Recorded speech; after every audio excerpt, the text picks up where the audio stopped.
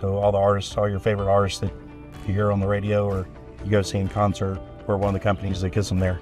They ride on these.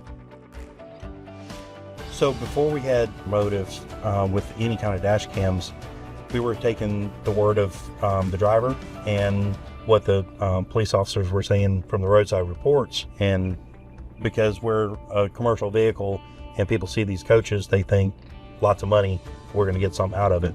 Once they see that we have dash cams and they know we have footage of everything from the driver and road facing, then usually there's no litigation at all. It's really good across the board for a lot of different reasons. Our safety director uses motive every day to see where the drivers are, seeing if they're getting close to their hours of service. The mechanics in the service department really like it because they can see what's going on live with the coach. Motive has helped us a lot with our different departments being able to work together better. It saves a lot of time and it saves money as well.